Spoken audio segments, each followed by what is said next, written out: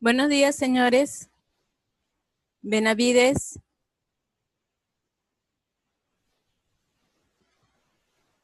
Bendezú. Buenos días, ingeniera, presente. Buenos días. Coveñas.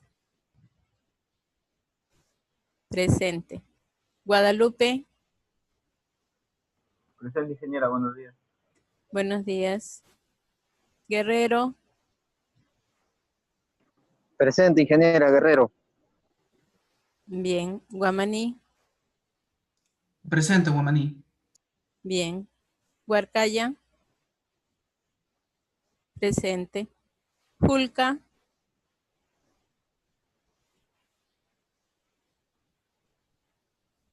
Medina. Presente, ingeniera. Bien. Norabuena. Presente, ingeniero, buenos días. Buenos días. Núñez. Presente. Bien. Ochoa. Presente, ingeniera. Buenos días. Buenos días. Peña. Presente, ingeniera, buenos días. Buenos días. Polo. Presente, ingeniera. Bien. Quispe.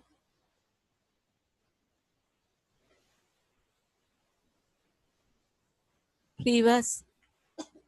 Presente, ingeniera. Bien. Santana. Presente, buenos días, ingeniera. Buenos días. Sornosa. Tello. Presente, ingeniera, buenos días. Buenos días.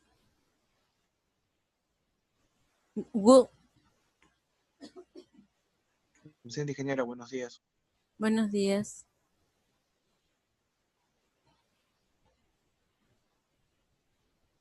El día de hoy vamos a terminar el tema de, no terminar, sino que vamos a avanzar con el tema que estábamos viendo de introducción al GECRAS. Y lo vamos a dejar pendiente todavía porque todavía no hemos desarrollado la teoría de lo que es flujo variado y rápidamente variado, ni otras aplicaciones. Así que vamos a terminar esa pequeña parte, luego vamos a avanzar con lo de hidráulica, en la teoría, y así vamos a continuar también la próxima semana, y el próximo jueves haríamos un taller de uso de GECRAS. Para ese taller de uso, ustedes ya deberían tener instalado el programa en sus computadoras, de tal manera de que puedan ir trabajando en paralelo las actividades que vamos a ver durante ese taller, que sería el próximo jueves. ¿Hay alguna pregunta?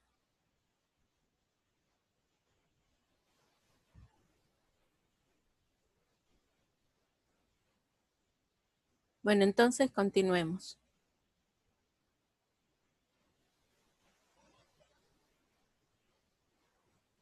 Habíamos estado revisando que para poder usar el GECRAS necesitamos lo que corresponde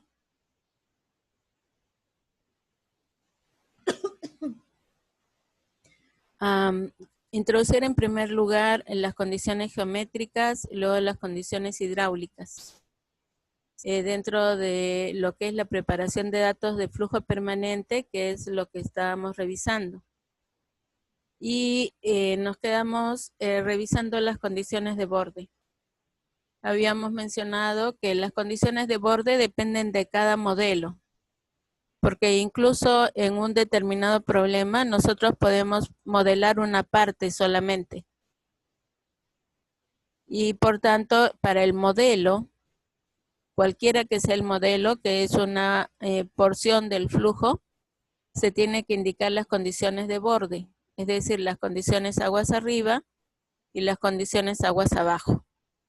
Y hemos visto que el GECRAS tiene la opción de utilizar la condición de tirante normal, tirante conocido, tirante crítico. Y además tiene otra opción que es la de curva de calibración. Es decir, aquí en esto le damos tanto los tirantes como los caudales, y que puede servir para los casos en los que se analizan caudales variables. en el ejemplo que estamos viendo acá, notamos que al introducir las condiciones de borde, se ha seleccionado la condición de que se introduce las condiciones de borde para todos los perfiles.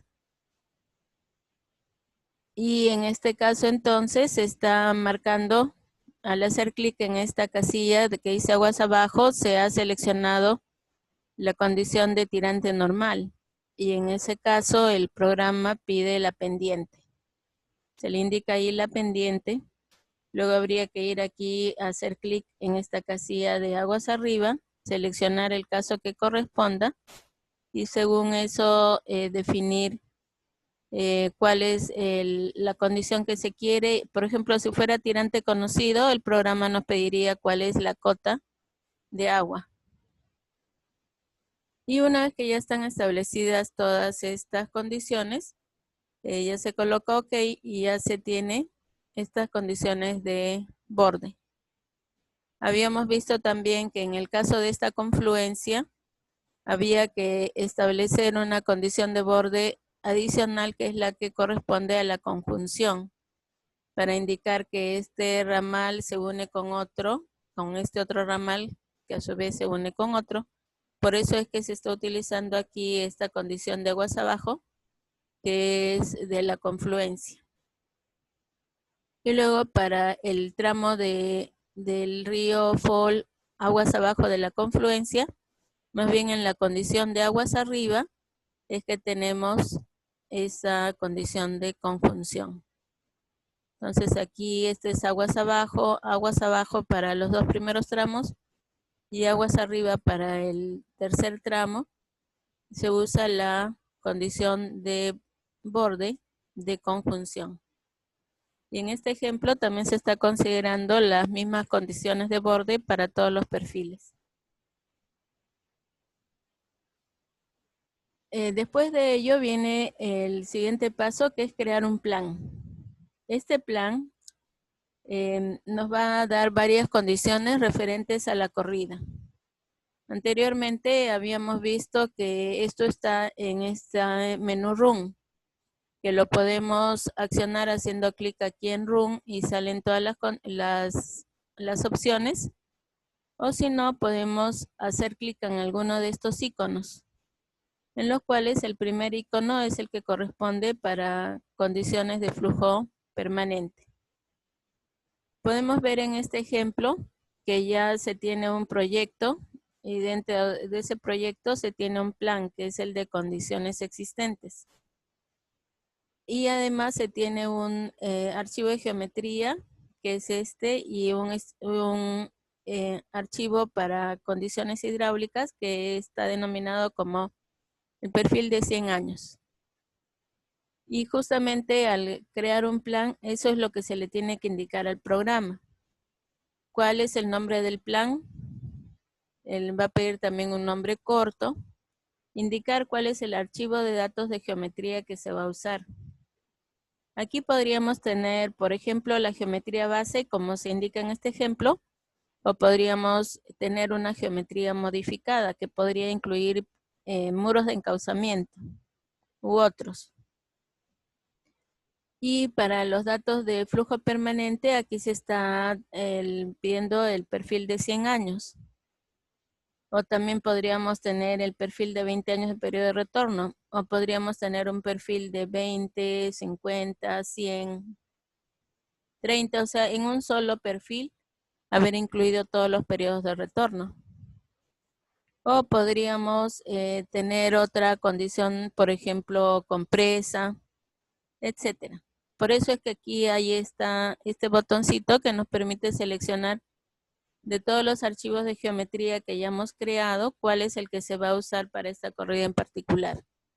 Igualmente de todos los archivos de características hidráulicas, cuál es la que se va a usar para este caso.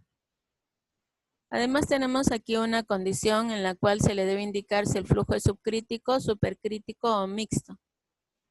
Si nosotros tenemos la certeza de que en todo el tramo de estudio el flujo va a ser subcrítico, seleccionamos esta. De otra manera, seleccionaríamos esta. Pero si no tuviéramos la certeza del flujo, o si supiéramos que se va a producir un cambio, es decir, que van a producirse los dos, Ahí tendríamos que colocar mixto. Entonces regresemos al ejemplo que habíamos puesto acá. Todos estos ejemplos corresponden a pendiente suave. Pero sin embargo, tenemos que en algunos casos la condición no es subcrítico, sino que tendría que ser mixto. Y por ello es que les voy a preguntar, primero analicen ustedes, en cuál de estos tendría que ser mixto, es decir, que se puede presentar tanto flujo supercrítico como flujo subcrítico. Y luego les voy a preguntar uno por uno cuáles son las condiciones que corresponderían. Como ejemplo les diré que en este ejemplo A, el flujo es subcrítico a todo lo largo del recorrido. Por tanto, ahí seleccionamos flujo subcrítico. ¿Cómo sería en la condición B? Señor Guerrero. Igual, sigue siendo subcrítico. Muy bien, gracias. ¿Cómo sería en la condición C? Señorita Norabuena. Creo que es mixto, hay un cambio. Sí, pero nos preguntamos, ¿este flujo es subcrítico o supercrítico? En este ejemplo tenemos que el cambio se produce porque ha habido una sección de ensanche. Si la sección fuera la misma, el tirante crítico se mantendría a todo lo largo del flujo. Pero al producirse el ensanche, también el tirante crítico cambia. Entonces, dependiendo de cuál es ese tirante crítico, es que se sabría si es que esté supercrítico o subcrítico. Pero como dije, es correcto. Si nosotros tenemos la duda, le ponemos mixto. Gracias por su respuesta. ¿Cómo sería en el caso de señor Quispe?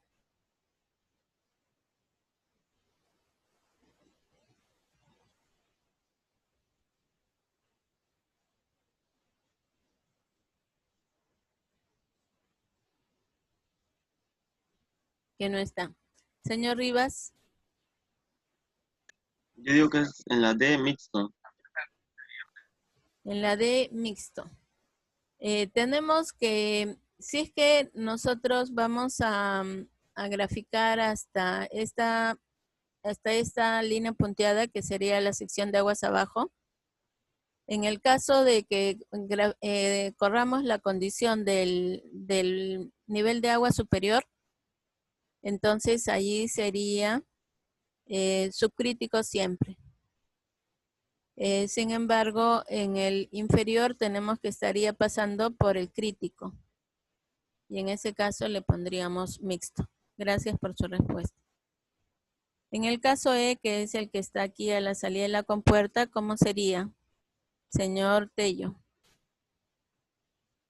En este caso tiene la misma pendiente de todo el tramo y el mismo tirante crítico, entonces de subcrítico pasa, de supercrítico pasa a subcrítico y entonces es mixto ambos casos. Muy bien, gracias. En el caso F, ¿cómo sería? Señor Guamaní. Sería supercrítico. Supercrítico. Pero note que aquí el flujo está encima del tirante crítico.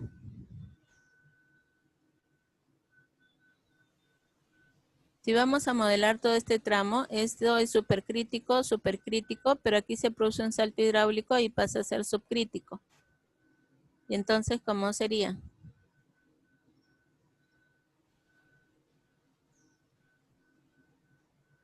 También sería mixto. Mixto, muchas gracias, señor. Bueno, entonces, esa condición se establece dependiendo de cuál es el flujo. Solamente si se va a mantener en toda su totalidad en una de estas condiciones, se pondría la que correspondiera. Y si no, o sea, subcrítico o supercrítico. Y si no, habría que marcar mixto. Una vez que ya se ha puesto todo esto, presionamos este botón que dice calcular. Y en un abrir y cerrar de ojos nos da los resultados. Y en los resultados habíamos dicho que lo podemos ver como secciones transversales, perfil longitudinal, curvas de velocidades, un isométrico, y también los podemos ver como cuadros, curvas de distintos tipos o como cuadros. Y con esto ya tendríamos los resultados del modelamiento.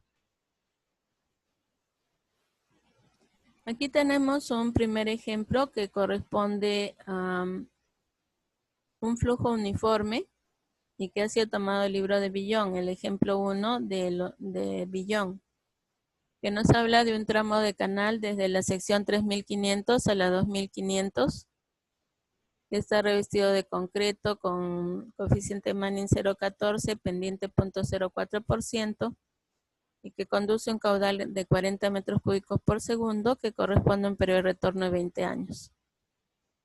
Tenemos que las secciones se han denominado 3,5, 3,4, etcétera, y 2,5 es la que está aguas abajo. Habíamos dicho que lo primero que hacemos es crear el tramo, para lo cual vamos a River Ridge. Hacemos clic en un punto, mantenemos el cursor, hacemos doble clic en el otro punto, y el programa nos pide el nombre del río, que en este caso le han puesto canal, y luego nos pide el nombre del tramo, que aquí le han puesto un tramo. Una vez que ya tenemos eso, tenemos que hacer clic aquí en Cross Section para empezar a colocar las secciones. Ahora noten ustedes que esta sección 2,5 y 3,5 están diferentes al resto, porque todo el resto tiene un asterisco. Esto es porque dado que las secciones se mantienen a todo lo largo del flujo, lo que se ha hecho es introducir solamente 2 secciones, que son las extremas. Y luego se le ha pedido al programa que interpole todas las intermedias. Por eso es que aparecen con asterisco. Y aquí está el ingreso de la sección 3,5, o sea, la de aguas arriba. Y como es la de aguas arriba, aquí se tiene que indicar cuál es la distancia a la sección de aguas abajo, que está indicada como 100 metros, tanto para el canal principal como para las riberas izquierda y derecha. Se ha puesto esta descripción, que es opcional. Y se indica que está en el río, que se llama canal, y en el tramo, que se llama un tramo. Se está incluyendo las condiciones de Manning, que es 0.014 en todos los lados. Y además se tienen las coordenadas X y Y. La X que está por station y la Y que está por el elevation. Y que se ingresan de acuerdo a estos ejes, de tal manera que esta sección es trapezoidal. Y aquí se han seleccionado estos puntos rojos como los límites de la llanura izquierda, lo cual se indica aquí. Estaciones de las riberas. En la llanura izquierda inicia en el punto 5 o termina, digamos, si vemos en esta dirección. Su límite está en el punto 5 y de ahí hasta el siguiente punto, que es este otro punto rojo que es la orilla de la ribera derecha, que está a 22.5. Tendríamos el canal principal. El canal principal está entre estos 2 puntos rojos. La llanura izquierda está a este lado y la llanura derecha está al lado de acá. Y estos coeficientes de expansión y contracción que se han mantenido según los valores que el sistema tiene predeterminados. Cuando empezamos a introducir los datos, este botoncito que ahorita está apagado, se enciende. Y entonces, cada vez que introducimos los datos, nosotros tenemos la posibilidad de presionar esta tecla, con lo cual los datos se guardan. Y una vez que se guardan, se grafica aquí la sección transversal, como se indica. Solo que si todavía no hemos corrido el modelo, todavía no va a aparecer la línea de agua, ni la línea de energía, ni el terreno que se están indicando en este gráfico. Bueno, el terreno sí, porque eso es lo que estamos ingresando. Pero no va a aparecer la línea de agua ni la línea de energía hasta que corramos el programa. Una vez que ya lo hemos corrido, entonces ya queda guardado y comienza a aparecer en todas las secciones transversales. Entonces, como les dije, para este ejemplo nosotros introducimos esta sección que tiene cota aquí en el fondo de 100,4. Y luego tenemos la opción de que el programa copie esta sección transversal para tener la estación 2,5. Solo que esa 2,5 tendría otra cota en el fondo. Aquí en los datos nos han dicho que la pendiente es 0.04%. Entonces, si la cota de fondo de la 3,5 es 100.4, ¿cuánto sería la cota de fondo en la 2,5? Teniendo en cuenta que son 100 metros.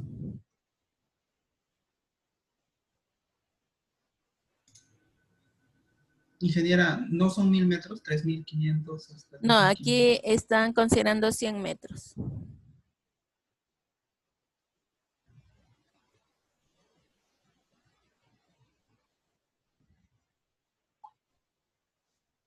Eso es lo que han visto ustedes en el cuadro de ingreso de datos. Entonces, repito mi pregunta. ¿Cuál sería la cota de fondo en la 2,5 si la distancia es 100 metros y la pendiente es 0.04? ¿Y la cota en 3.5 cuál era, ingeniera? 100.4. 100.36. Ajá. Como es 0.4%, tenemos 0.04%, esto significa 4 centímetros en 100 metros. Entonces, como bien dice su compañero, a la 2,5 le tocaría 4 centímetros menos, o sea, 100,36. Como le hemos dicho al programa que lo copie, cuando lo copie va a tener la misma cota. Y entonces ahí tenemos también otra opción para poder corregir la elevación. Y con lo cual le cambiaríamos a 100,36 en la 2,5. Y después le tenemos otra opción para que el programa interpole todas las intermedias. Esta opción de interpolación es muy buena, puesto que nos permite reducir la distancia del tramo a unos niveles en los cuales nos aparezcan, digo, una distancia suficiente para que el programa pueda converger y dar resultados adecuados. Ya habíamos comentado anteriormente que este asunto del espaciamiento de las secciones es importante porque el programa resuelve una ecuación numérica, una ecuación diferencial en forma numérica. Y aparecen también algunas advertencias. Aquí están indicando que los puntos no están georreferenciados. Y lo cual, digamos, es una referencia que puede ser importante tomar en cuenta, aunque en este caso no lo es. Como les dije, lo peor que nos podría suceder es que el programa no nos advierta que estamos cometiendo un error y nos dé unos resultados que son inadecuados. Por eso no solamente es importante revisar cuáles son los datos que estamos ingresando, revisar si las advertencias que nos está dando el programa son necesarias de levantar, sino también analizar los resultados para asegurarnos que los resultados corresponden al problema que estamos tratando de resolver. Y además tenemos que considerar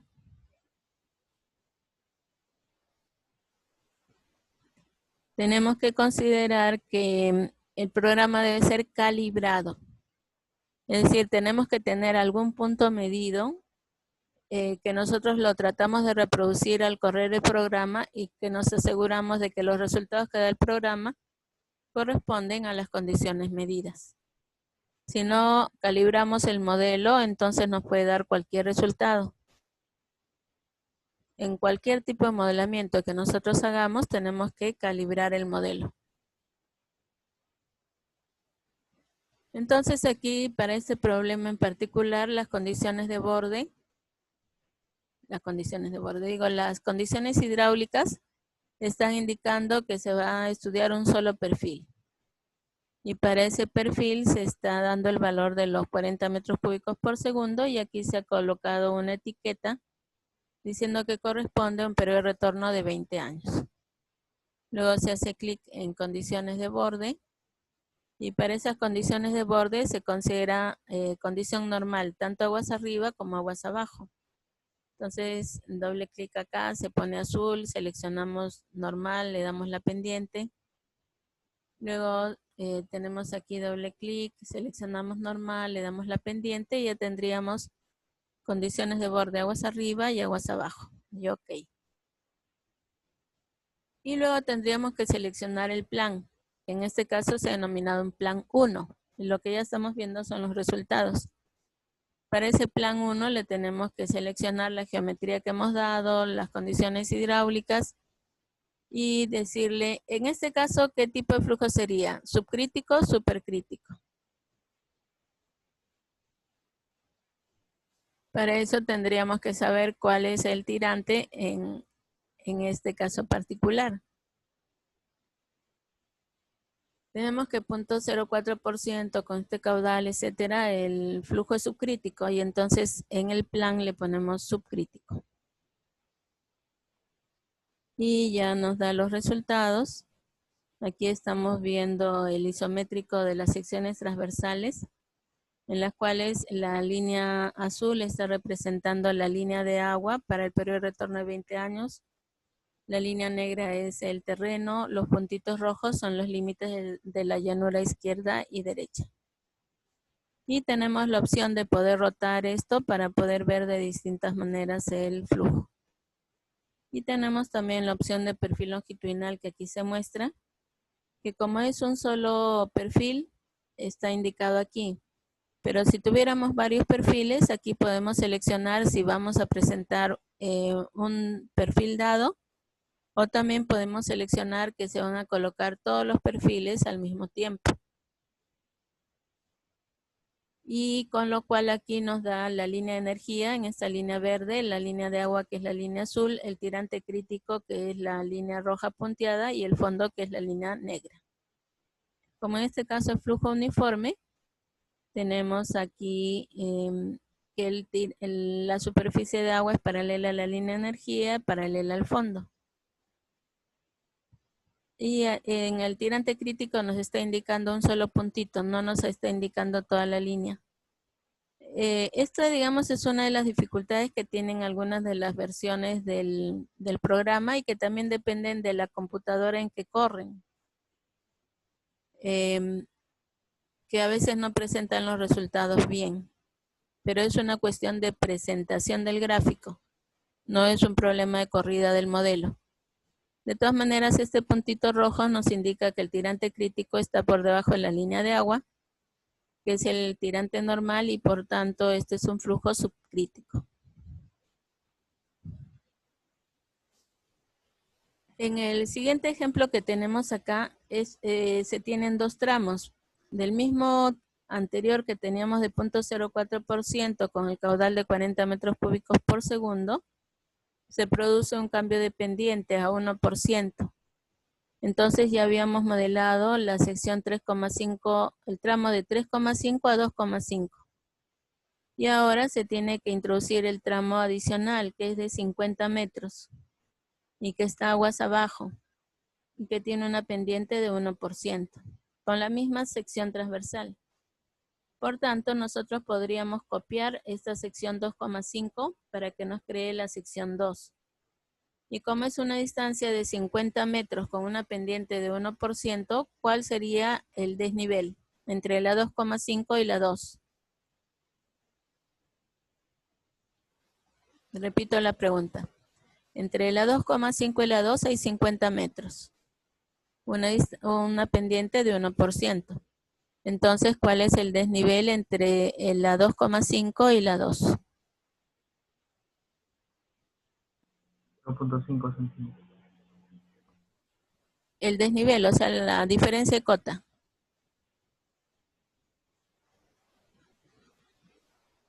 Aquí habíamos visto que el fondo en la 2,5 era 100,36.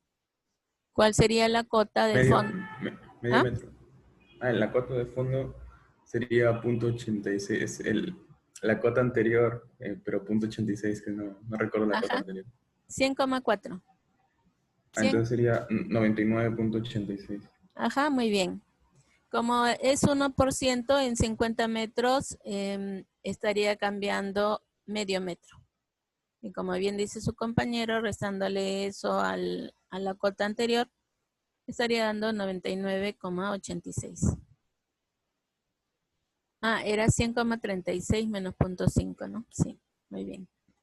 Entonces aquí se está indicando que se tiene este ejemplo con estas condiciones de borde en la cual se está seleccionando también las mismas condiciones de borde para todos los perfiles. Noten ustedes que tenemos aquí que aparecen una sola columna.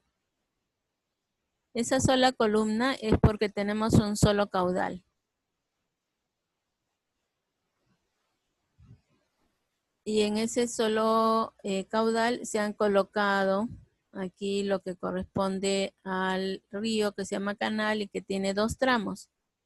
Pero noten ustedes que los 2 tramos se están introduciendo a todo lo largo de la corriente desde 3,5 hasta 2. Y igual se llama 2 tramos a todo lo largo.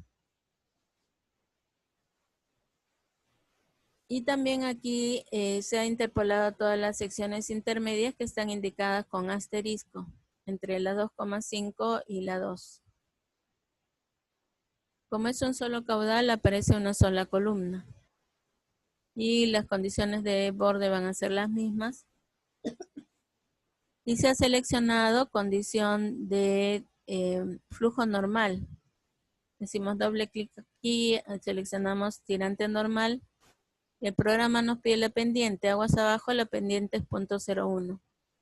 Lo vamos aquí, doble clic aquí, seleccionamos tirante normal, el programa nos pide la pendiente y se le pone 0.0004 que equivale a 0.04%. Con lo cual ponemos OK y ya tenemos el tramo, luego creamos el plan que es un plan 1. Le seleccionamos la geometría que corresponde a este canal de 2 tramos, las condiciones hidráulicas, ponemos correr y aquí el programa nos está indicando la línea de energía en verde, la línea de agua en azul, el tirante crítico en rojo. Noten ustedes que aquí sí se ha colocado el tirante crítico en esta parte del inicio y el nivel del terreno. Y podemos ver que aquí se ha producido un cambio de flujo. Sin embargo, noten ustedes que aquí se ha modelado considerando que el flujo al ingreso es uniforme. Y la idea es que el flujo a la salida también sea uniforme. Esa fue la condición de borde que le dimos. Pero el gráfico nos está mostrando que la línea de agua corresponde al tirante crítico. ¿Cómo explican ustedes eso? Porque si le habíamos puesto aquí flujo uniforme, nos está dando tirante crítico en el tramo de aguas abajo.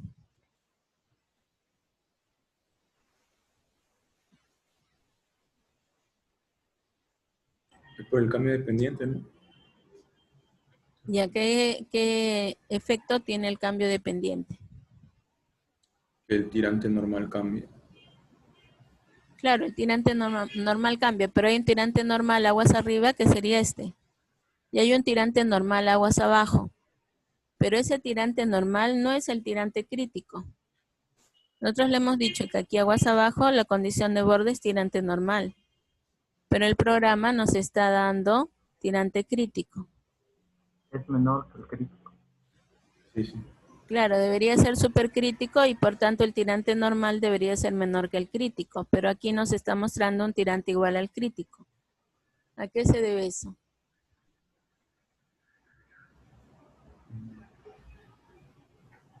Está bien la respuesta que es debido al cambio de pendiente. Pero ¿cuál es el efecto del cambio de pendiente por el cual aquí no se ha recuperado todavía el tirante normal? El aumento de velocidad. No.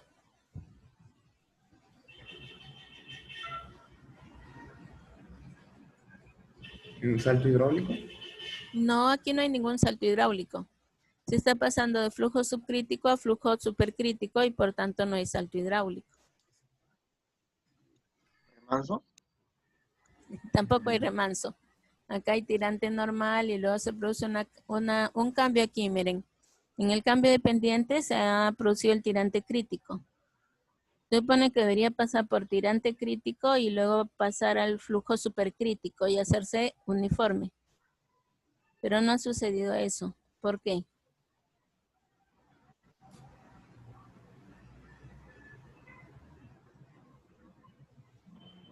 Porque creo que una condición de borde que le dimos aguas abajo fue con una pendiente, con la pendiente creo. Claro, le dimos condición de tirante normal. O sea, la condición de borde que le hemos dado es flujo uniforme. Es decir, tirante normal.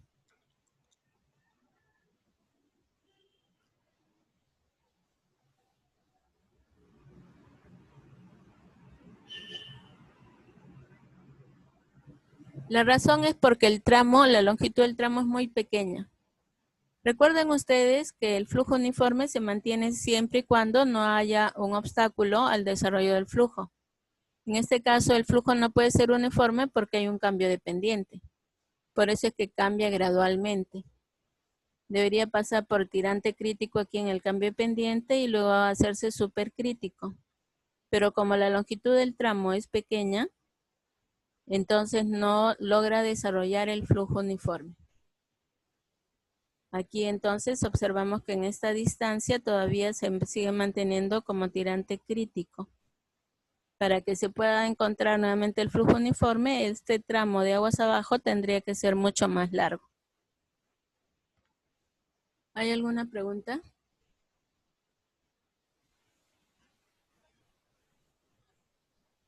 Ingeniera, Para nuestro modelo tendríamos que alargar más el canal o lo que estamos estudiando para poder ver esa curva, por así decirlo.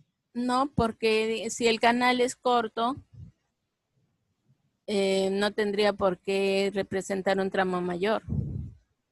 Recuerde que lo que nos interesa a nosotros es saber el problema que tenemos que resolver. Y el problema que tenemos que resolver podría ser un canal corto. Y entonces no tendría ningún sentido que nosotros pongamos un tramo mayor si el canal solamente tiene esa longitud. Por eso, lo que manda es el problema que nosotros vamos a resolver.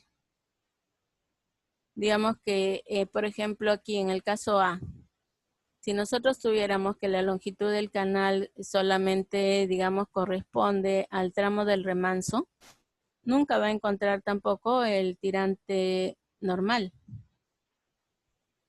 Y eso va a depender de cuál es la longitud del canal aguas arriba de esta presa. Aquí también, en este canal que une estos dos tanques, dependiendo de la longitud del canal, si el canal es suficientemente largo, entonces puede desarrollarse el flujo uniforme en el canal. Pero si no lo es, podría ser flujo variado, gradualmente variado a todo lo largo del tramo. Eso va a depender de las condiciones del problema que estamos resolviendo. Por eso lo que he repetido varias veces es que nosotros no nos contentamos solamente con ver el resultado del GEC-RAS, sino que tenemos que analizar esos resultados para saber, ¿y esto por qué está saliendo así? También podría ser que el resultado no sea adecuado porque nosotros hemos cometido un error al momento de colocar alguna de las condiciones. Y entonces lo primero que tenemos que asegurarnos es que el problema está dando unos resultados acordes al problema que estamos, el GEC-RAS está dando unos resultados acordes al problema que estamos resolviendo. Ese es el punto número 1. Y el punto número 2 es que tenemos que calibrar el modelo. De alguna forma tenemos que conseguir algún tipo de información que nos diga, por ejemplo, en esta sección del río se ha observado que para este caudal el tirante es tanto. Entonces nosotros corremos el modelo con ese caudal y nos aseguramos de que salga ese tirante. Y entonces ahí diríamos que ese modelo ya está calibrado Y ya lo podemos correr con cualquier caudal. ¿Alguna otra pregunta? Sí, por ejemplo, si es que quisiera modelar una curva como el de la A, pero yo no sé a qué distancia de la presa estoy midiendo, o sea, no sé si lo que mido es un tirante normal o parte de la curva M1. ¿Cómo lo ingresaría al programa? Igual como hemos hecho en ese ejemplo de billón. Nosotros pusimos tirante normal, ¿no es cierto? Aguas abajo, Claro. tirante normal, pero el programa nos ha dicho que no llega a alcanzar el tirante normal. Entonces, No, si yo estuviera en ese caso, por ejemplo, podría calibrarlo poniendo tirante medido ahora que sé que no llega al tirante normal. No, está entendiendo mal el enfoque. Primero corremos el programa. La condición de borde que le ponemos es tirante normal. El programa nos puede decir que no se alcance el tirante normal. Pero nosotros lo que tenemos es que hemos observado en el campo que hay un tirante dado. Y entonces chequeamos si es que ese tirante, por ejemplo aquí, digamos que nosotros hemos medido que aguas arriba de la presa, se ha observado un determinado tirante a una determinada distancia. Entonces chequeamos, ¿el programa nos está dando este resultado?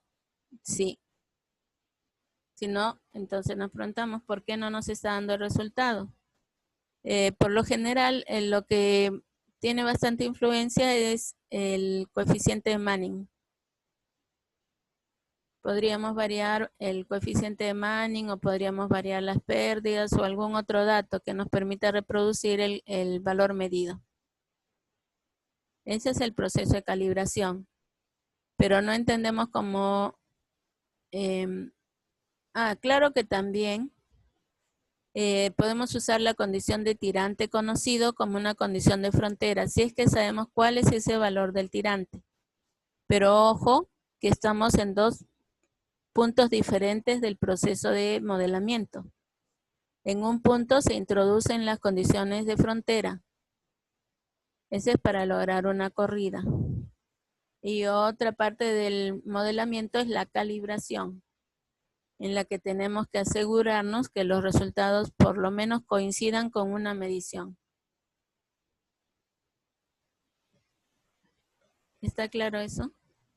Sí, ingeniera. Y por ejemplo, si no tuviera, otra pregunta aparte, si no tuviera tanta experiencia, por ejemplo, en la parte donde debería conocer si es que es el caso de de un flujo crítico o subcrítico, debería usar las ecuaciones manualmente para introducir ese dato. Claro, eso sería algo, pero recuerde que tenemos que tener una base sólida de hidráulica y por eso es que estudiamos mecánica de fluidos 1, todos los cursos de física, mecánica de fluidos 2, etcétera. Esa es la base hidráulica, la base teórica. Y entonces, en función de esa base teórica, nosotros ya podemos determinar con algún método válido cuáles son los tirantes y ya saber si es flujo subcrítico o flujo supercrítico. Claro, en campo también se podría saber, ¿no? A veces el flujo subcrítico suele ser más las ondas que forma. Claro, pero esto para depende del adelante. caudal. O sea, en el campo el flujo podría ser subcrítico o supercrítico dependiendo de cuál es el caudal que se tiene Claro. cuando uno va al campo. Por tanto, la condición de subcrítico o supercrítico la tenemos que saber nosotros en base a todos los conocimientos de hidráulica que ya tenemos. Lo que sí hacemos en el campo es observar qué es lo que sucede con el caudal que en ese momento está pasando en el río. Y también podemos preguntar a los pobladores preguntas como, por ejemplo, ¿hasta dónde llega el caudal máximo? ¿Hasta dónde ha llegado el agua cuando los caudales son muy grandes? Etcétera. Para tratar de obtener lo máximo posible de información en la visita de campo. Y eso incluye las condiciones geométricas, las condiciones hidráulicas, datos acerca de variaciones de caudal, variaciones de tirantes, etc. Ingeniero, gracias. De nada. ¿Alguna otra pregunta? Profesora, para un canal no siempre la pendiente va a ser positiva, o sea, no siempre va a ir para abajo. Uh-huh. Puede ser pendiente adversa. Eso justamente es lo que tenemos que revisar a continuación y que nos falta ver. Porque en la parte teórica solamente hemos visto hasta flujo uniforme. Y nos falta ver flujo variado. Y de hecho en el flujo variado vamos a ver qué puede suceder y qué es lo que podría suceder cuando la pendiente es adversa.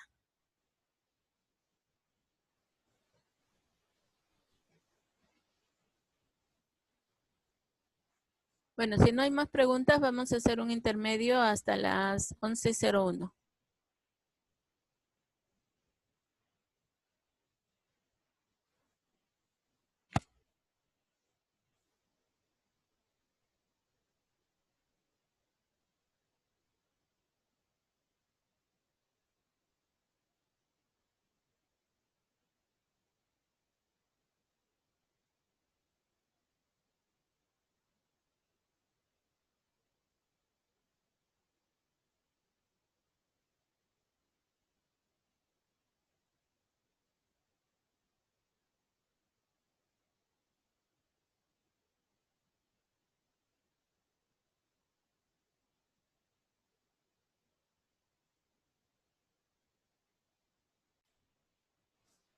Para el próximo jueves vamos a hacer un taller de GECRAS y para ello necesitamos que ustedes ya vayan corriendo el programa, en especial los que nunca lo han corrido.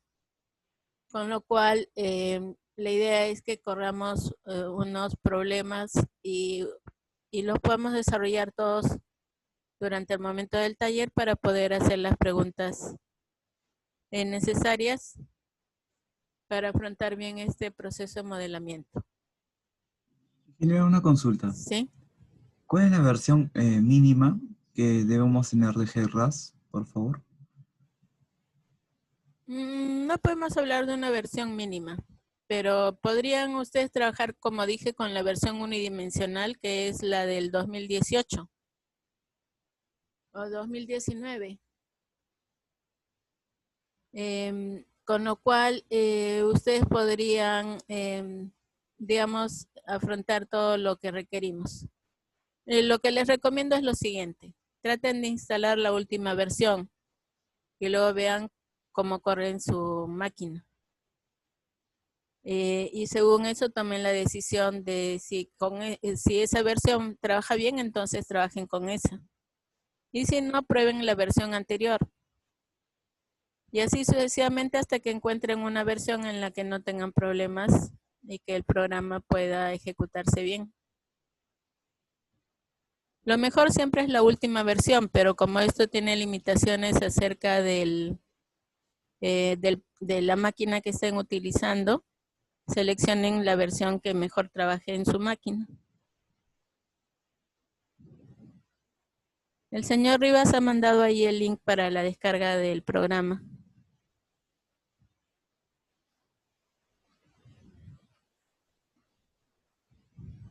No, el señor Peña. El señor Rivas dijo gracias. Ya, me interpreté mal. Bueno, entonces vamos a continuar ahora con la parte de teoría. Para ello tenemos que nos habíamos quedado anteriormente en el flujo uniforme. Entonces ahora tenemos que empezar a estudiar el flujo variado. Respecto a este flujo variado vamos a aplicar también algunos de los conceptos básicos como es el de energía específica, que es válido tanto para flujo uniforme como para flujo variado, pero que lo hemos seleccionado para esta aplicación en particular. Aquí estamos mencionando un concepto muy importante que es la ocurrencia de las ondas de gravedad. Estas ondas de gravedad se manifiestan mediante ondas que pueden moverse hacia aguas arriba o hacia aguas abajo del flujo. De tal manera que hay una propiedad que es la celeridad o la velocidad del sonido en el fluido, que sería la velocidad con la que se mueven esas ondas. Una expresión general para la celeridad es la que se muestra aquí y aparecen los términos de lambda, que representa la longitud de onda, es decir, la distancia entre dos crestas. Y tenemos la amplitud, que en este caso está representada como 2A, que es la distancia entre la cresta y el valle de una onda. Y tenemos también Y sub 0, que representa el tirante normal. Tenemos que la celeridad, según esta expresión, depende del tirante normal, de la longitud de onda y de la aceleración de la gravedad. Pero se puede simplificar. Y entonces tenemos una expresión que corresponde a aguas profundas en las cuales las ondas son pequeñas y que tienen la característica de que el cociente del tirante entre la longitud de onda es mayor a 1/2. Y con lo cual la ecuación de la celeridad queda solamente como raíz cuadrada de G lambda entre 2pi. Pero la otra condición corresponde a las aguas superficiales, que son ondas largas, en las cuales el cociente del tirante normal entre la longitud de onda es menor que 1/20. Y tenemos que la celeridad queda con la expresión que conocemos de velocidad de sonido igual a raíz de Gy, donde Y es el tirante normal. Y sabemos también que esta velocidad corresponde a la velocidad del flujo crítico. Y es el caso que nosotros estudiamos. Todo lo que estamos estudiando en este curso corresponde a la condición de aguas superficiales, por lo cual nosotros podemos explicar la celeridad con esta expresión de raíz de Gy. Otro asunto importante, otro dato importante es el tiempo de viaje de una cresta a otra, en un periodo de tiempo que se llama t.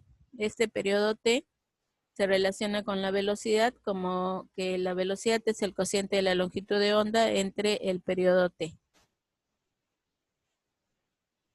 Experimentalmente también, utilizando la ecuación de Bernoulli, se encuentra otra expresión para la celeridad, en donde ahora aparece la amplitud.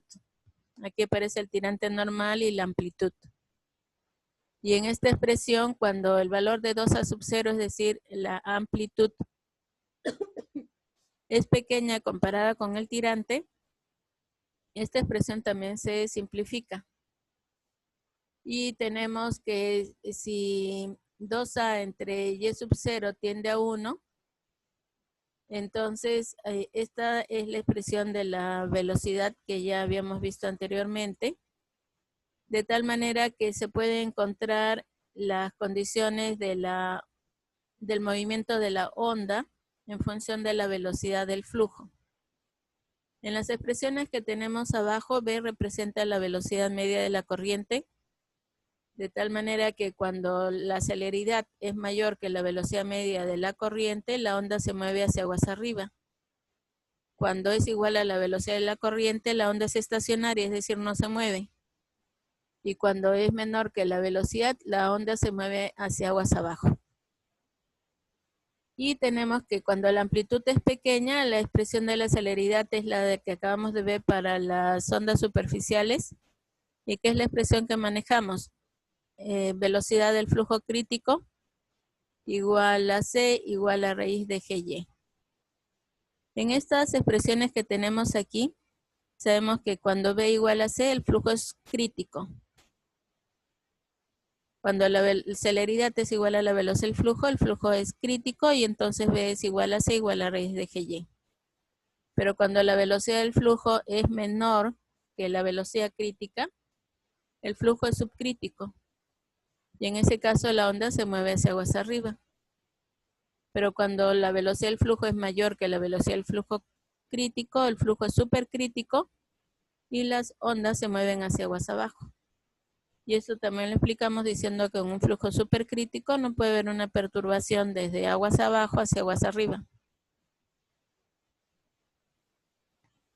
Para el caso de un canal rectangular es que tenemos esa expresión de la celeridad igual a raíz de GY.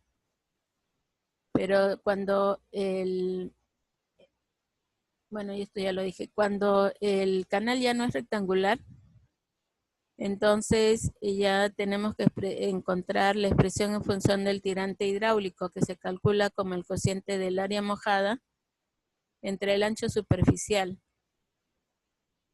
De tal manera que la velocidad crítica quede expresada como raíz de G D, que es el cociente de A entre T.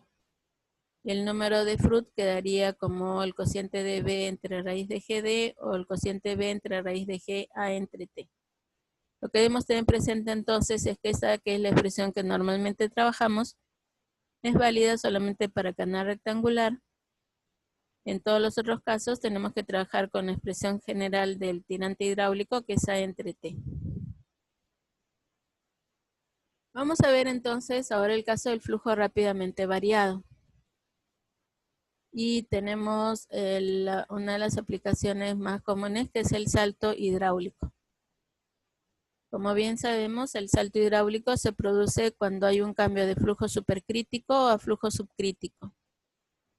Solamente en esa condición se presenta, cuando pasa de flujo supercrítico a flujo subcrítico. Estamos viendo aquí 3 casos de ocurrencia. En este primer caso tenemos que a la salida de la compuerta, en un tirante, en un canal que tiene flujo subcrítico, es decir, tirante normal mayor al tirante crítico, a la salida de la compuerta, por la abertura de la compuerta, se produce un tirante contraído, Y sub 1, que es supercrítico. En algunos casos se asume que el tirante aguas abajo de la compuerta es igual a la abertura de la compuerta, que aquí está señalada con la letra A. Pero sin embargo, en la realidad se produce una contracción.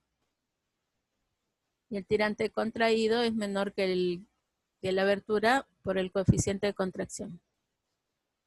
Entonces, como el tirante en el canal es subcrítico, se tiene que producir un salto hidráulico.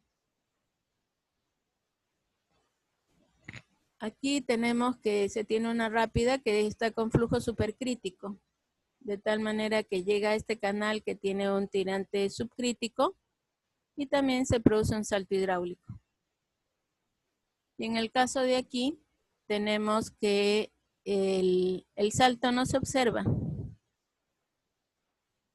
Hay irregularidad en la corriente, pero el salto queda ahogado. Por eso se dice que este es un salto ahogado. Quiero que recuerden ustedes sus laboratorios de mecánica de fluidos 2, cuando han estudiado el salto hidráulico. ¿Cómo es que lograban el salto hidráulico? ¿Me puede contestar alguien? En el laboratorio que hicieron para fluidos 2 de salto hidráulico, ¿cómo es que se lograban que se produjera ese salto hidráulico? Cuando se tenía un tirante supercrítico en un canal donde debería haber un tirante subcrítico. ¿Pero cómo? O sea, ustedes tienen el canal en el laboratorio. En ese canal. Claro, había distintas formas. Una era como que hacer que el agua llegue con bastante velocidad y al final poner una compuerta para disminuir la velocidad. Y ahí en ese contraste se iba a formar un salto hidráulico. Ya, o sea, ustedes me dicen que en el canal el flujo es supercrítico. Entonces, la dirección del flujo en este caso es de izquierda a derecha, así, ¿no?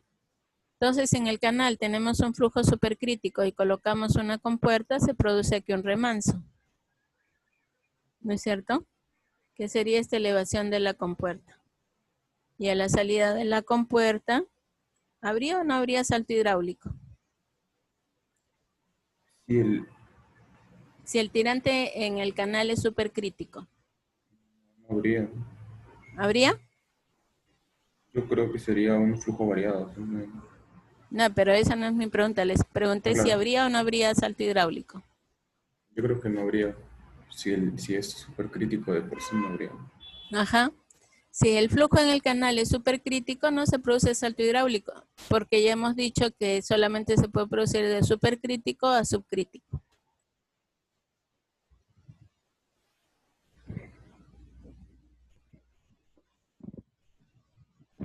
Más bien lo que se tendría en ese caso es que la compuerta tendría que estar ubicada aquí aguas abajo, de tal manera que el flujo que viene en supercrítico se ve obligado a cambiar a un flujo subcrítico debido al remanso que se produce en la compuerta. Ahí sí se produciría un salto hidráulico. Que sería algo así como que si en un canal aquí que estuviera en pendiente supercrítica colocáramos una compuerta que... esto lo teníamos pues en el otro caso. Pero bueno, ya. El asunto es que el salto hidráulico se puede producir en diferentes condiciones. Voy a regresar al otro diagrama que tenía antes.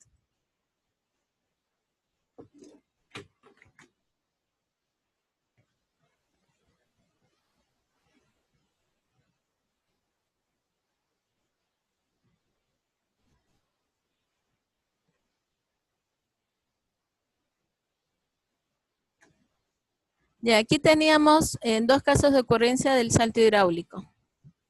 En el ejemplo E está el que estamos viendo ahorita, que es a la salida de la compuerta con un canal con flujo subcrítico. Y en el caso F tenemos aquí la rápida o canal de pendiente supercrítica y que pasa a otro canal que tiene también una pendiente menor y se produce un salto hidráulico. Pero quiero que ustedes comparen esta figura E, mírenla bien. Esta es la figura E, flujo a la salida de la compuerta con el caso que tenemos aquí. ¿Cuál es la diferencia entre el E que teníamos allí y este ejemplo que está aquí en este primer recuadro? ¿Cuál es la diferencia?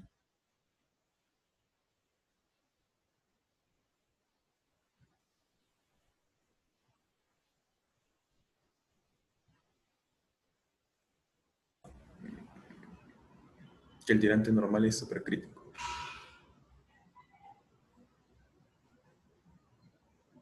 ¿El tirante normal es supercrítico? No, en el otro ejemplo que tenemos aquí, el tirante normal también es subcrítico. Mire usted acá. Tenemos que aquí, esta es la línea de tirante crítico y el tirante está por encima del crítico, por tanto aquí también es subcrítico. Aparte que aquí decía pendiente suave. O sea, en el canal el tirante es subcrítico. Pero miren nuevamente este E. Este E de acá con el caso que tenemos en el primer recuadro. ¿Cuál es la diferencia?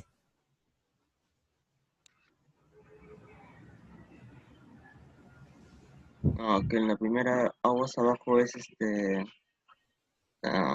subcrítico, creo, y acá es supercrítico. Es la misma respuesta de su compañero anteriormente. En ambos casos, aguas abajo es subcrítico. Mire, tirante normal aquí es subcrítico. Porque recuerde que el salto se produce de supercrítico a subcrítico. Por tanto, este es subcrítico. Y en el que tenemos aquí, nos encontramos que también es subcrítico. Que en esa curva hay en ese perfil hay un flujo variado hasta encontrarse a un tirante donde se forma el salto hidráulico y en el otro, desde que sale de la compuerta se forma el salto. ¿Pero por qué? Aquí el señor Coveñas nos dice que la diferencia es la línea de energía. Bueno, de hecho, cada uno de ellos tiene una línea de energía, pero no solamente se diferencian en la línea de energía. Usted está diciendo que lo que tenemos aquí es que hay un flujo de un flujo gradualmente variado antes de la ocurrencia del salto, mientras que en el otro caso tenemos que el salto hidráulico está pegado a la compuerta. Esa es la diferencia. El señor Guadalupe nos estaba diciendo que la diferencia es la pendiente, pero no, aunque aquí lo han dibujado plano, la verdad es que este también lo podemos considerar como de pendiente subcrítica. Pendiente subcrítica, la diferencia está, bueno, en el valor de la pendiente. Digamos que si la geometría de los canales fuera igual, al variar la pendiente también variaría el tirante normal. Y entonces lo que tenemos es que para este tirante normal que corresponde a esa pendiente, aquí el salto hidráulico está pegado a la compuerta, mientras que en el otro ejemplo está alejado de la compuerta. Y en el ejemplo que tenemos en este recuadro, el salto hidráulico está ahogado. O sea, ahí tenemos tres condiciones de ocurrencia de un salto aguas abajo de una compuerta. En uno está pegado a la compuerta, en el otro está alejado de la compuerta aguas abajo y en el otro está ahogado. Y ahora nos preguntamos de qué depende. O sea, de qué depende que esté pegado a la compuerta, que aquí dice que es bien formado, o que esté ahogado, o que esté en el otro caso que aquí no lo hemos indicado, pero que se llama barrido.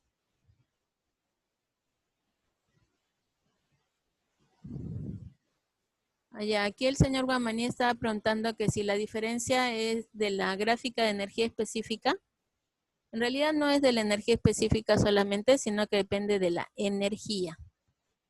De la energía en general. Que también ya nos había dicho el señor Coveñas, depende de la línea de energía. Y ahora vamos a ver cómo es que depende. Y esto está indicado aquí. Dice, cuando la energía del conjugado mayor, es decir, del tirante Y sub 2, y que es la energía de sub 2, es aproximadamente igual a la energía del tirante normal aguas abajo, entonces el salto es bien formado. Y esto es lo que tenemos aquí. Tenemos que a este tirante Y sub 1, al inicio del salto le corresponde uno y solo un tirante conjugado Y sub 2. Cuando este tirante Y sub 2 tiene una energía similar a la de aguas abajo, entonces el salto es bien formado. Y lo tenemos aquí.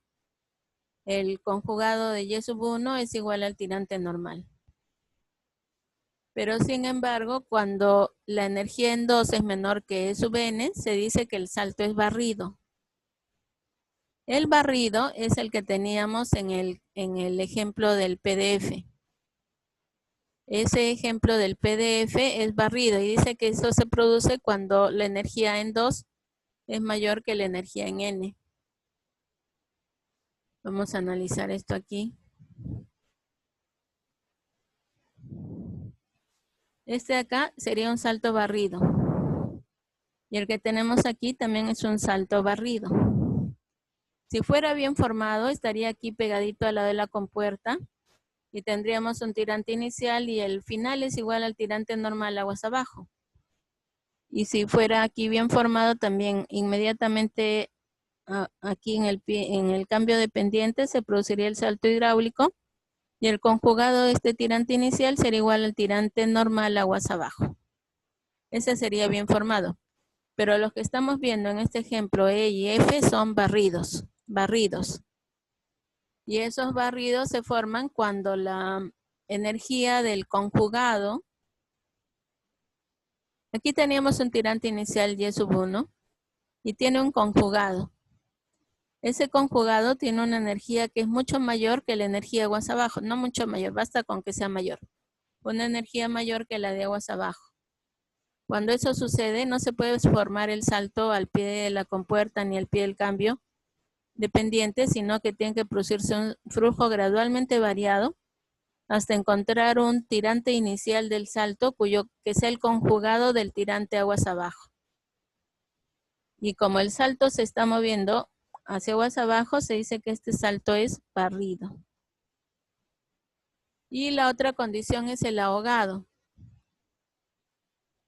Y el ahogado, ¿cuándo se produce? El ahogado se produce cuando la energía E2 es menor que la energía EN. Y en ese caso se dice que el salto es ahogado.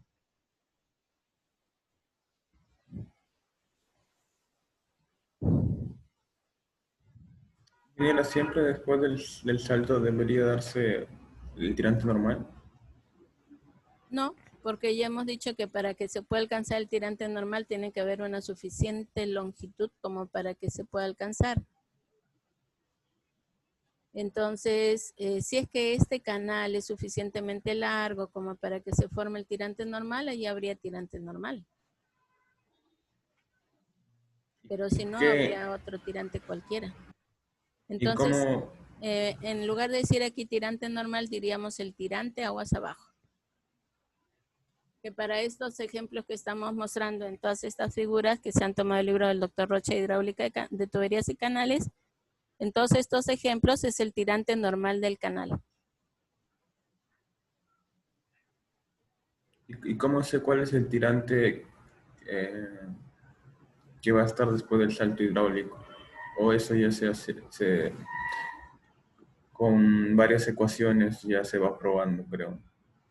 Claro, nosotros tenemos que aplicar las ecuaciones fundamentales de la hidráulica, que son la ecuación de continuidad, la ecuación de energía. Y cuando es necesario, aplicamos también la ecuación de cantidad de movimiento para poder determinar cuáles son los tirantes en una corriente. Sí, gracias. Bueno, entonces ahora les pregunto, en este caso de aquí corresponde a un salto barrido. Noten que aquí le hemos puesto bien formado, aquí le hemos puesto ahogado, pero aquí no le hemos puesto nada. Sin embargo, en el PDF mostramos los ejemplos de un salto barrido. Ahora, el que está mostrado en este recuadro es barrido. Barrido sería si fuera más lejos, ¿no? Sí. Parece bien formado. Pero no es igual al de acá. ¿En qué se diferencian? En el colchón disipador. ¿Qué tiene el colchón disipador? Porque aquí también podríamos ponerle colchón disipador, ¿no es cierto? Hay este murete que hay abajo, tal vez hace que... Aquí, ¿y qué función tiene este muro? Más que el muro, la función es el desnivel. ¿Qué función tiene este desnivel? Es reducir el tirante. ¿Cómo que reducir el tirante? ¿No reduce el tirante de agua, tal vez? No, ¿a qué tirante se refiere usted? Al tirante normal me refería. El tirante normal es el mismo, YN. Bueno, no se ve igual, pero supongamos que sean iguales. Este es el YN y este es el YN. Reduce la energía específica. ¿De quién? Del E2. ¿Cómo que la reduce? Porque la energía específica medida desde el fondo sería Y sub 2 más B sub 2 cuadrado sobre 2G. Y esa es la energía específica de sub 2. Entonces, ¿cómo que la reduce? Con ese muro va a perder energía el flujo y por lo tanto va a tener menor velocidad y se va a formar más rápido el tirante normal, ¿no? No, el tirante normal depende del canal. Claro. Este canal tiene unas características de rugosidad, geometría, etcétera, que producen este tirante normal. Igual acá. Aquí aguas abajo, este canal tiene unas características que le dan este tirante normal. Y el murete no tiene que ver con este tirante normal.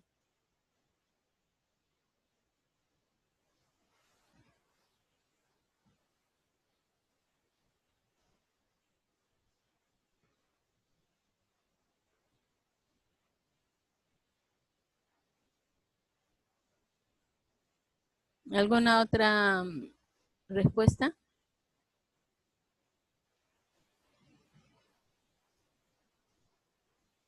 ¿Cuál es la función de este desnivel?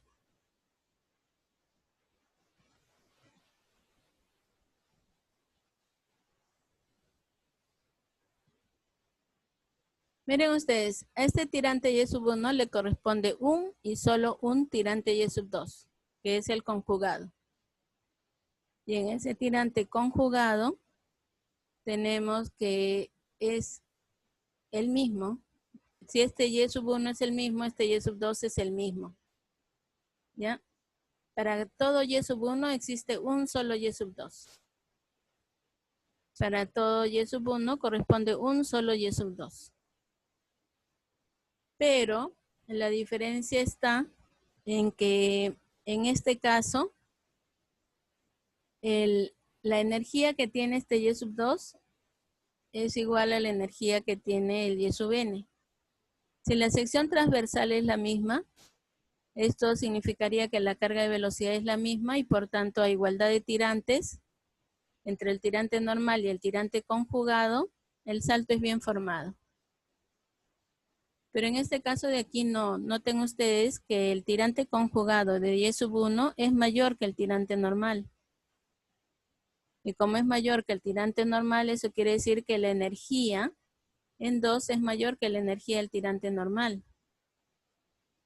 Y entonces ahí debería formarse un salto barrido.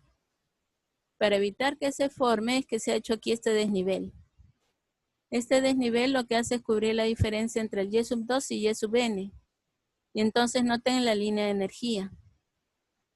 Al producir este desnivel, desde esta referencia, el y sub 2 más b sub 2 cuadrado sobre 2g es igual al delta de z más y sub n más el b sub n cuadrado sobre 2g. Allí las energías ya son iguales. Y entonces el salto se forma en esta posición. Entonces, ¿cuál es la finalidad del desnivel? Es que se iguale la energía específica del tirante conjugado con no la energía específica, es la energía total, que es igual a la energía del tirante conjugado con el de aguas abajo. Al igualar esta energía, ya el salto se forma aquí. ¿Y por qué razón hacemos eso? Porque sabemos que este salto hidráulico tiene un poder erosivo muy alto. Y por eso es que se hacen los colchones disipadores. Al hacer este desnivel, nosotros conseguimos que el salto se concentre en esta zona, con lo cual la longitud de la poza disipadora es solamente la longitud del salto.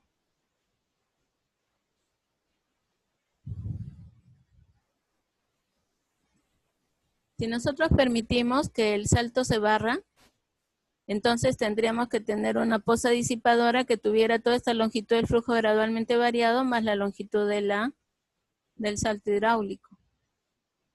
Y eso sería muy costoso. Por eso es que con una medida tan sencilla como este desnivel, nosotros podemos asegurarnos de que el salto hidráulico se concentre aquí en nuestro colchón disipador quedaría solamente en la longitud del salto hidráulico. Ingeniera, ¿podría repetir por qué cuando el L2 es mayor que el L normal se da salto barrido? Porque está aquí escrito. Es la única razón.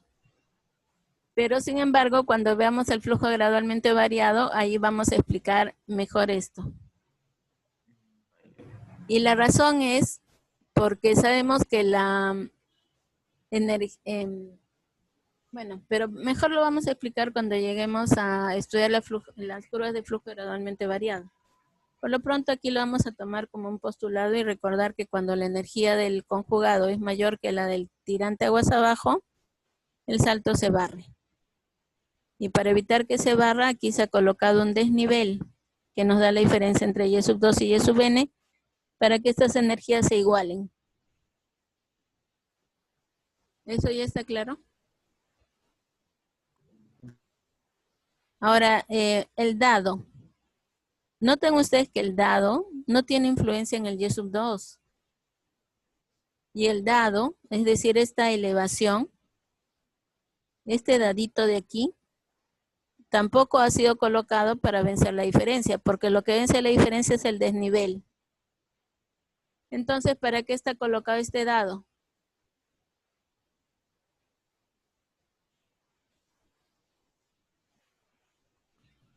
Para evitar la erosión, tal vez. Ajá, claro. O sea, estos dados se conocen como dados disipadores. Tienen la finalidad de reducir la pérdida de energía o de facilitar, digamos, o poder combatir la energía del salto hidráulico. Por eso se conocen como disipadores de energía. O sea, evitar la violencia o la capacidad erosiva del salto disipando la energía.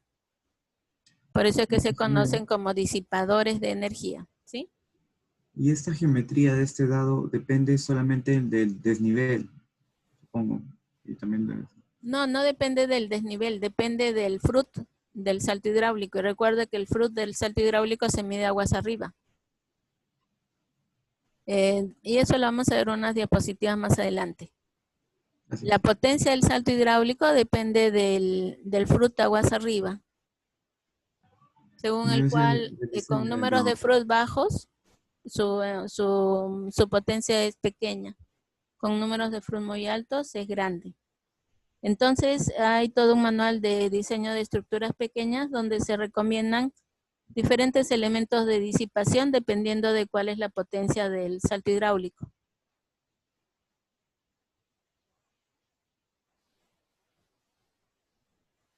No le entendí lo que dijo.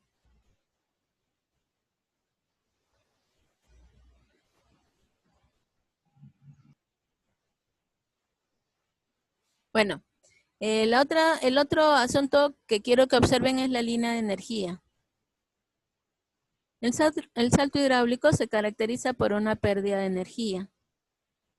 Esa pérdida de energía es la diferencia entre la energía aguas arriba del salto y la energía aguas abajo del salto. O sea, este Y sub 1 tiene una energía que medida respecto a este fondo sería Y sub 1 más B1 cuadrado sobre 2G.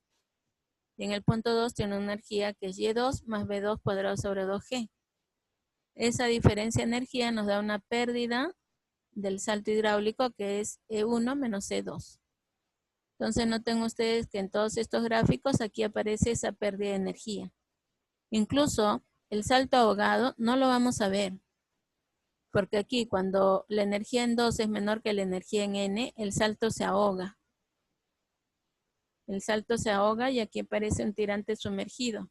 Y a su vez, no vemos el salto, pero sin embargo la pérdida de energía se produce. Noten esta línea de energía y se produce una pérdida de energía, que es una consecuencia del salto hidráulico.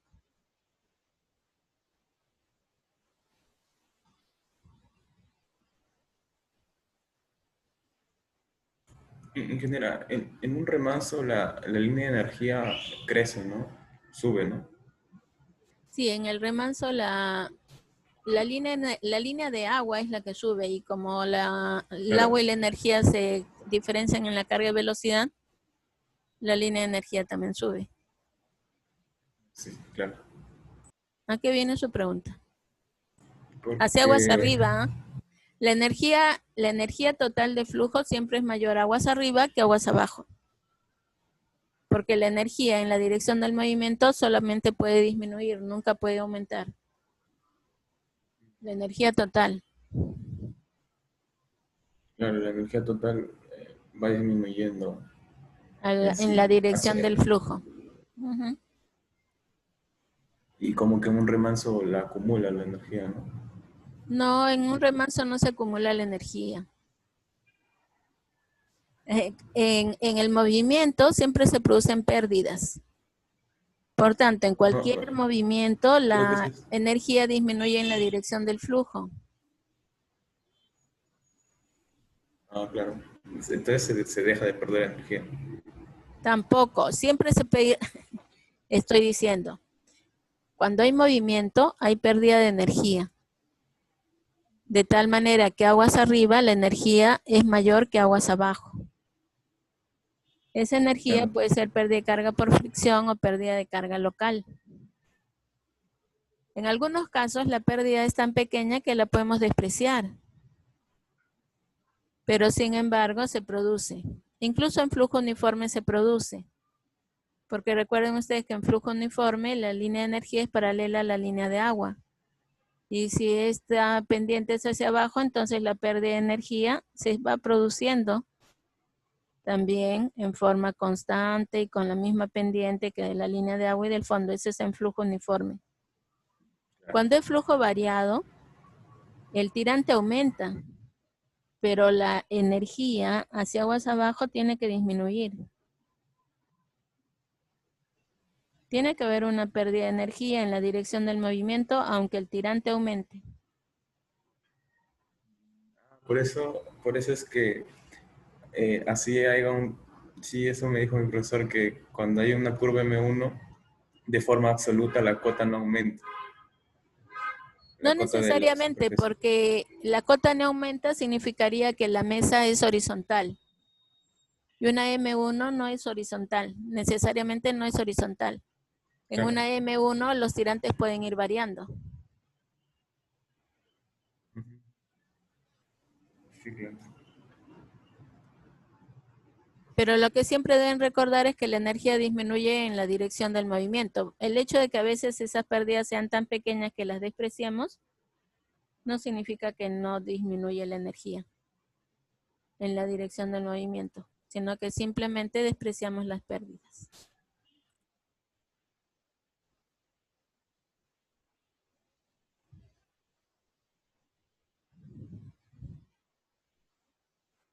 Bueno, entonces aquí tenemos que debemos recordar que un salto hidráulico se caracteriza por una relación entre el tirante 2 y el tirante 1. Esa relación está dada por una expresión de fuerza específica o momento específica, que nos dice que la momenta aguas arriba del salto es igual a la momenta aguas abajo del salto. Y de esa expresión de momenta es que sale esta ecuación que es válida para un canal rectangular, que nos relaciona el tirante aguas abajo con el tirante aguas arriba en función del número de Froude aguas arriba. Esta misma curva es la que tenemos en este gráfico, donde aparece y sub 2 y entre y sub 1 en esta ordenada, y esto está en función del número de Froude 1. Y está dado por esta curva, y sub 2 entre y sub 1. Para nosotros no es nada difícil poder calcular esta expresión y daría lo mismo que entrar a este gráfico. Por ejemplo, si el número de Froude es 15, la relación entre y sub 2 y y sub 1 sería 22. En cambio, si el número de Froude es 5, la relación entre y sub 2 y y sub 1 es de, ¿cuánto sería esto? 7. De 7. Es decir, a medida que el número de Froude aumenta, el y sub 2 se hace más diferente del y sub 1. La otra expresión que vemos aquí es la pérdida de carga. La pérdida de carga local debido al salto hidráulico es la diferencia entre la energía antes del salto y la energía después del salto. Y con la ecuación de Bernoulli se puede demostrar que en un canal rectangular esa pérdida de carga está dada por y sub 2 menos y sub 1 al cubo entre 4y1 y2. Esta misma ecuación es la que está dada por esta curva de aquí, que nos da la pérdida de carga entre y sub 1 y que se mide en este eje ordenado. De tal manera que cuando, noten ustedes que cuando el Froude 1 es igual a 5, en este caso tenemos que cuando el Froude 1 es igual a 5, entonces el HL entre y sub 1 es 10. ¿Es 10? No, a ver. No, está más abajo aquí. Es, digamos, 8. Pero eso mismo lo podríamos determinar con esta ecuación. Lo que sí nos da información este gráfico es la longitud del salto. Según este gráfico, la longitud del salto entre y sub 2 también depende del número de Froude. Y podemos encontrar que para Froude igual a 5, esta longitud del salto entre y sub 2 se mide en este eje ordenado. Y sería igual a, digamos, 5,5. y puede llegar a un máximo de aproximadamente 6. Y de ahí va disminuyendo a medida que aumenta el número de fruit. Digamos que está entre 5 y 6. 6 veces y sub 2 la longitud del salto hidráulico. Pero todas estas expresiones son válidas para un canal rectangular. Si es que el canal es rectangular, aquí tenemos otras expresiones, por ejemplo la de Choclitz, que nos dice que varía entre 5 a 6 veces la diferencia entre y sub 2 y y sub 1. Y también tenemos este gráfico del USBR, del buró, que nos da L entre y sub 2 en función de fruit 1. Digamos que en el gráfico anterior nosotros solamente teníamos más o menos esta porción entre 5 y 20, ¿no es cierto? Pero aquí está incluso para números de fruit más pequeños. Y aquí en este gráfico incluso hacen unos comentarios donde dicen que este es un salto bueno, este es un salto aceptable y este es un salto menos aceptable. ¿Por qué creen ustedes que ponen ese comentario? ¿Aceptable respecto a qué? ¿A la erosión quizá? Que está relacionado con el fruit 1. O sea, la erosión que puede producir debido a la potencia del salto. Y que lo vamos a ver en la siguiente diapositiva. Entonces, todas estas expresiones son válidas para un canal rectangular. En cambio, para un canal trapezoidal podemos usar la expresión de Cien-Chin, que dice que L es un coeficiente A por y sub 2 menos y sub 1, donde A depende del talud del canal.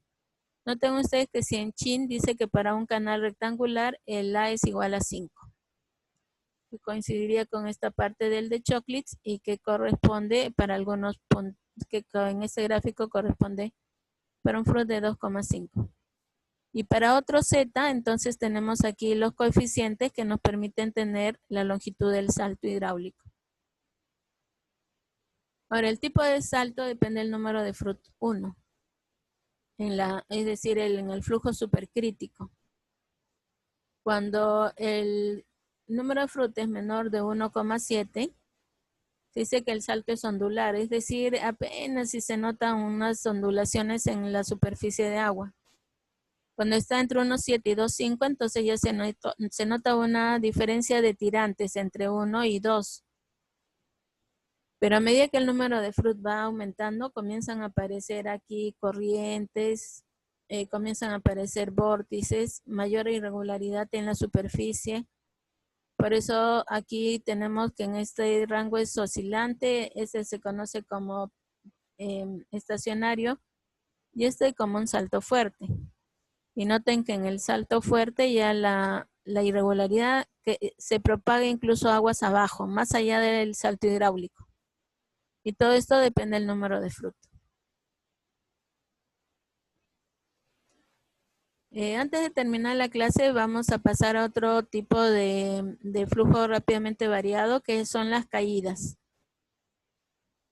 Aquí tenemos una caída que se produce por la presencia de un escalón o una grada. Entonces tenemos aquí que existe un flujo aguas arriba y consideramos que se produce el tirante crítico al pie de la grada. Muchas veces decimos como que si el tirante crítico está justamente al pie de la grada.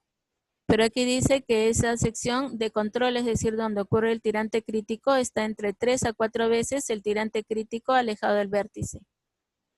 Bueno, entonces cuando el flujo es subcrítico, antes de producirse la caída, pasa a crítico y de ahí cae. Y debido a que las energías son iguales, aguas arriba y aguas abajo, aquí se produce un tirante supercrítico. Y en el caso de que aguas abajo en el canal el tirante sea subcrítico, se puede producir un salto hidráulico. Empíricamente se ha observado que aquí se puede producir una zona de aireación de flujo, siempre y cuando haya un respiradero, alguna forma en que entre aire acá. Porque si no el aire se acumula y aquí se comprime, si es que no hay respiradero. Y se produce un retroceso de flujo y el agua se estanca en una profundidad y sub P. Tenemos que para poder explicar todas estas variables, aquí se está usando este número D, que es el cociente entre el caudal unitario, caudal entre el ancho, elevado al cuadrado, dividido entre la aceleración de la gravedad por h al cubo. Está mostrado aquí. De tal manera que se puede determinar el valor de L sub D. Noten que esto es empírico. O sea, empíricamente se ha determinado cuál es la longitud desde el punto del escalón hasta el punto del tirante contraído. Y ese valor de L sub D lo podemos determinar aquí en función de la altura del escalón H y del valor de D. También tenemos Y sub P, que también es empírico. ¿Cuál es la altura de agua atrás de la vena líquida?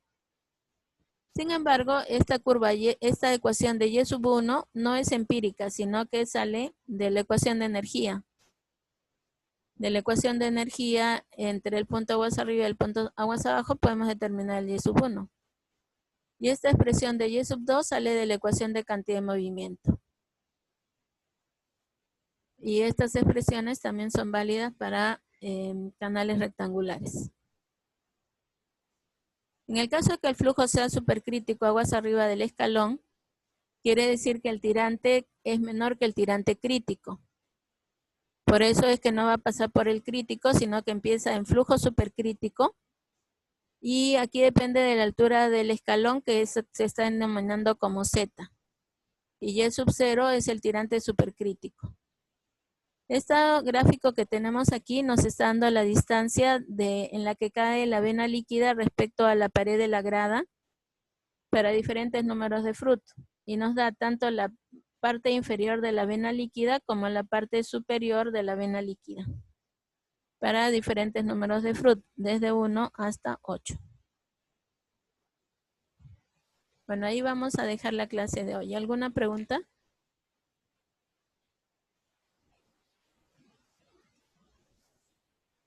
Entonces, nos vemos mañana, señores. Hasta mañana. Gracias. Hasta mañana. Hasta Mañana, mañana, ingeniera. gracias a ustedes. Hasta luego, ingeniero. Hasta mañana.